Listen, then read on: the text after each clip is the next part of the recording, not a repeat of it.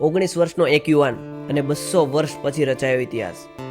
દેવવ્રત મહેશ, મહારાષ્ટ્રની અહિલ્યાનગરનો middle class ફેમિલીમાંથી આવતો આ યુવાન માત્ર 5 વર્ષની ઉંમરે વેદ ઉચ્ચારણ કરવાનું શરૂ કરી દીધું હતું. શુક્લ યજુર્વેદની મધ્યંતીની શાખાના 2000 મંત્રો 50 દિવસમાં પૂર્ણ કરનાર માત્ર ભારતીય એક યુવાન છે.